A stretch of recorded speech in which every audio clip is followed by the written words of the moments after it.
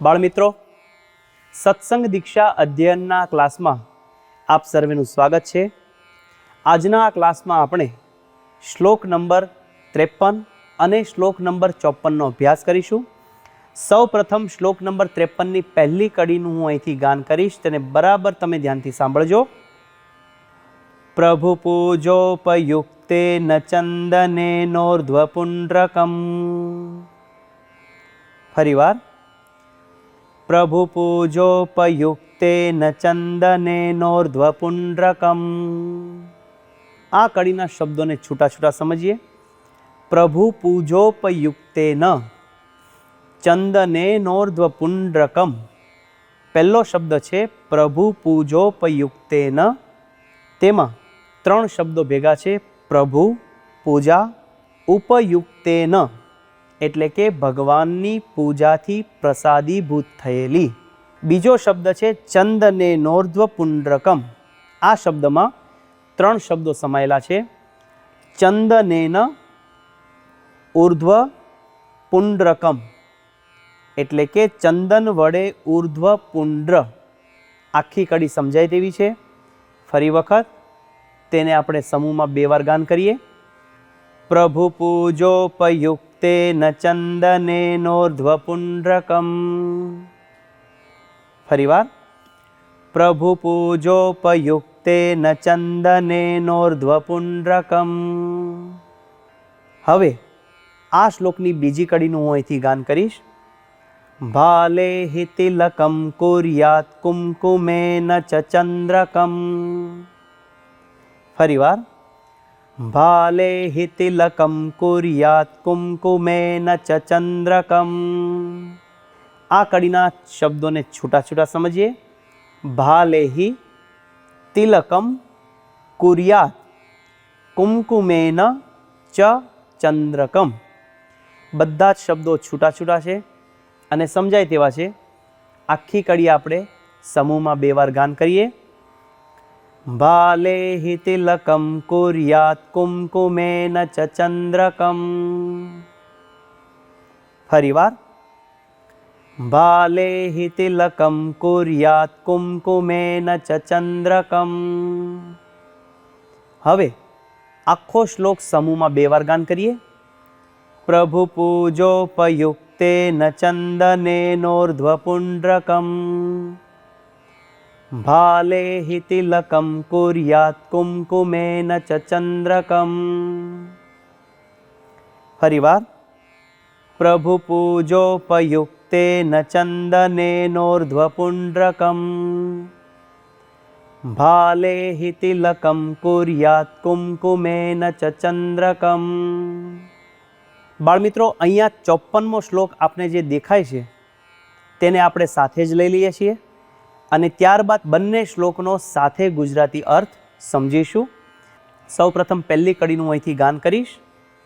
ઉરસી હસ્તયોશ્ચંદ્રમ તિલકમ ચંદનેન ચ. ફરીવાર. ઉરસી હસ્તયોશ્ચંદ્રમ તિલકમ ચંદનેન ચ. આ કડીના છૂટા છૂટા શબ્દો સમજીએ. ઉરસી હસ્તયોશ્ચંદ્રમ તિલકમ ચંદનેન ચ. પહેલો શબ્દ છે ઉરસી, એટલે કે છાતીમાં. બીજો છે હસ્તયોશ્ચંદ્રમ, હસ્તયોહો ચ, એટલે કે બંને ભુજાઓ, બંને આપણા જે હાથ છે તેમાં. હસ્તયોશ્ચંદ્રમ, તેમાં 2 શબ્દ છૂટા છે. હસ્તયોહો ચ ચંદ્રમ, એટલે કે બંને હાથમાં ચાંદલો.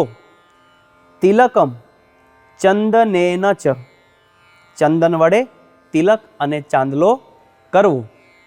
આખી કડી સમજાય તેવી છે. તેને આપણે સમૂહમાં 2 વાર ગાન કરીએ.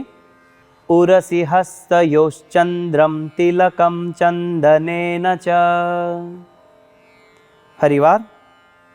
ઉરસી હસ્તયોશ્ચંદ્રમ તિલકમ ચંદનેન ચ.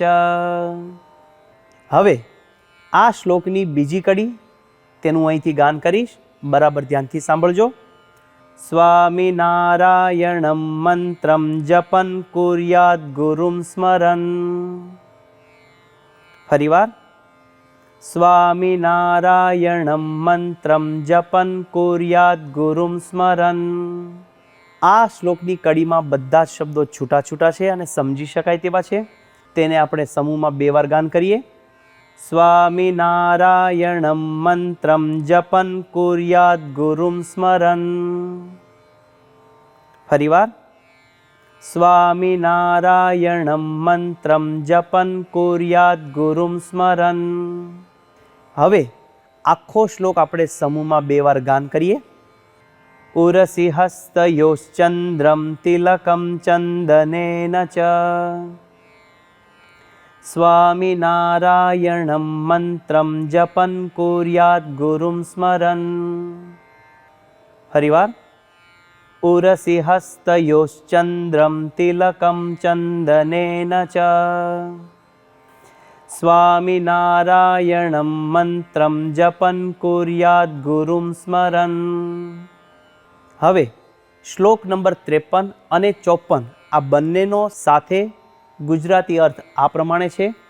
સ્વામિનારાયણ મંત્રનો જાપ કરતા તથા ગુરુનું સ્મરણ કરતાં કરતાં ભાલને વિશે ભગવાનની પૂજાથી પ્રસાદીભૂત થયેલ ચંદન વડે ઉર્ધ્વપુંડ્ર તિલક કરવું અને કુમકુમ વડે ચાંદલો કરવો તથા છાતી અને બંને ભુજાઓ પર ચંદનથી તિલક ચાંદલો કરવો. તો બાળમિત્રો, શ્લોક નંબર 53 અને 54નું આ પ્રમાણે ગાન કરી મુખપાઠ કરી મિશન રાજીપો લેવા માટે તત્પર થઈએ. આવતા ક્લાસ સુધી સર્વને જય સ્વામિનારાયણ.